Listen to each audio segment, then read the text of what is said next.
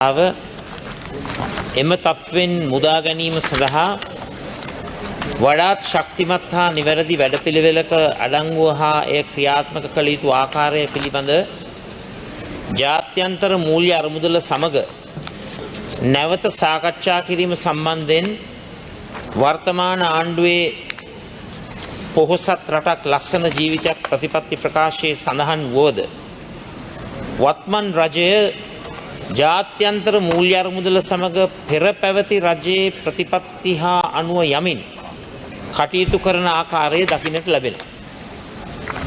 ඒ කියන්නේ එතන මැතිවරණ පොරොන්දුව රජය කඩ කරලා තිබෙනවා. එම නිසා ජනතාව වෙනුවෙන් පහත සඳහන් ප්‍රශ්න මම යොමු කරනවා. පසුගියදා පැවති IMF සිව්වන සමාලෝචනයේ පිළිබඳ කාර්ය මණ්ඩල ගිවිසුම සම්බන්ධයෙන් වන මාධ්‍ය සාකච්ඡාවේදී විදුලි බිල පිරිවැ ප්‍රතිසාධන පදනම ඒ කියන්නේ cost recovery method එක මත පිහිටි මිල ගැලපුම් යාන්ත්‍රණය නිසි ක්‍රියාකාරීත්වයට ගෙන ආ යුතු බව ප්‍රකාශයට පත් වුණා.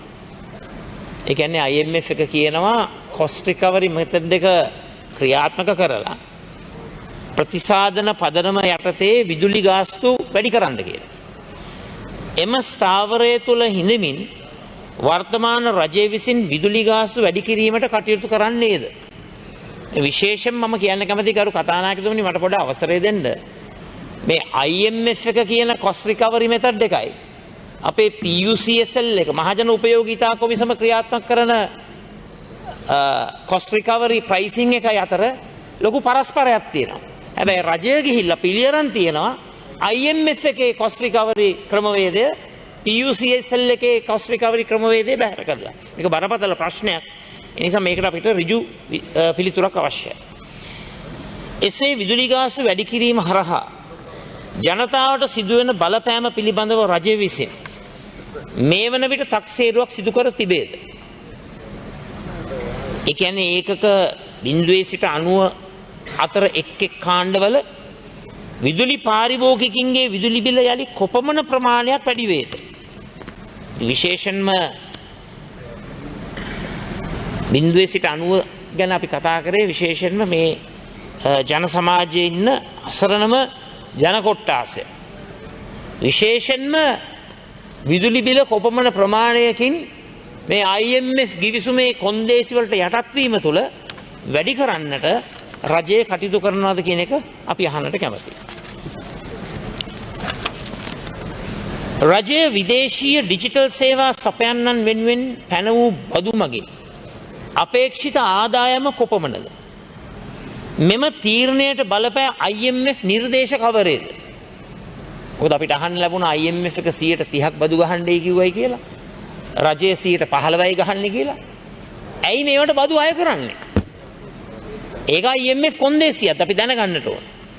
ඩිජිටල් සේවා සපයන්නන්ගේ සේවා ප්‍රතිලාභ කෙරෙහි මෙමගින් ඇතිවන බලපෑම සම්බන්ධයෙන් රජයේ අගයීම කෙබඳුද? කතානායකතුමා ඇත්ත වශයෙන්ම මේ ඩිජිටල් එක්ස්පෝර්ට්ස් වලින් විශාල ප්‍රමාණයක් අති විශාල මුදලක් උපයනවා. මේ අපේ රටේ ව්‍යවසායකයන්.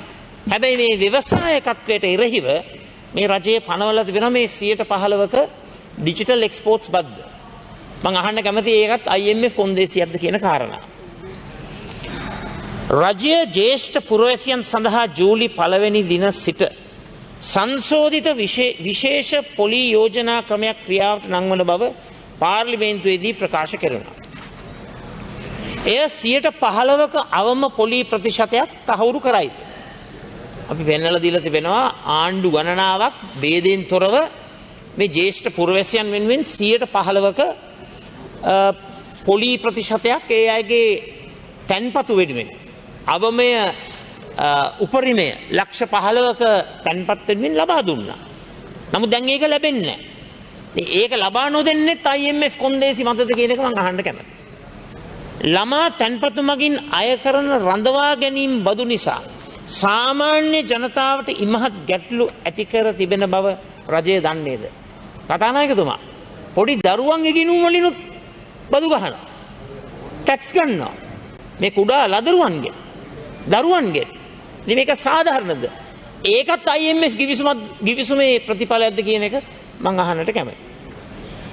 ආණ්ඩුව විසින් වයස අවුරුදු 18ට වැඩි සෑම අයෙකුටම ටින් අංකයක් ලබා ගැනීමට නියම කර තිබුණද? එම අංකය ලබා ගැනීම ගැටලු සහගත වී තිබෙනවා. එබැවින් ටින් අංකය ලබා දීමට අනුගමනය කරනු ලබන වැඩපිළිවෙල පැහැදිලි කරන්නේද?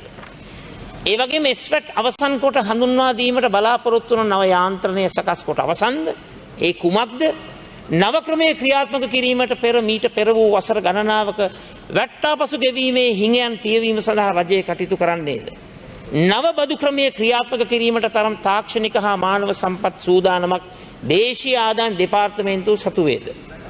අපනයන ශේෂ්ත්‍රයේ දැනටමත් ජාත්‍යන්තර වෙළඳපොළ වෙනස්කම් හමුවේ අභියෝගයන්ට මුහුණ දෙන අවස්ථාවකදී ස්වැට් අහෝසි කිරීමෙන් අපනයනකරුවන් මත පැනවෙන අමතර පීඩනය සම්බන්ධව රජය අධ්‍යයනයක් සිදු කරේද? විශේෂයෙන්ම ශුද්‍ර කුඩා හා මධ්‍ය පරිමාණ ව්‍යාපාරික අපනයනකරුවන්ට ඇතිවන මූල්‍ය පීඩනය සම්බන්ධයෙන් රජයේ විශේෂ අවධානයක් දක්වා ඇද්ද? මේ ස්වැට් එක ක්‍රියාත්මක කිරීම ඇත්ත වශයෙන්ම අහෝසි කරන්නෙත් IMF එකේ උපදෙස් මතද කියන එක මම අහන්න කැමතියි. මම කියන්න කැමතියි මේ ස්වැට් එක ආපහු නැවත ක්‍රියාත්මක කරන්න. ඒක අපේ අපනයනකරුවන්ට ලබා දෙන ශක්තියක්. මම රජයෙන් බලාපොරොත්තු වෙනවා මේ ඉදිරිපත් කරපු කරුණු කාරණා වලට විධිමත් පිළිතුරු. ස්තුතියි. செய்திகளை உடனுக்குடன் தெரிந்து கொள்ள உடனே சப்ஸ்கிரைப் பண்ணுங்க.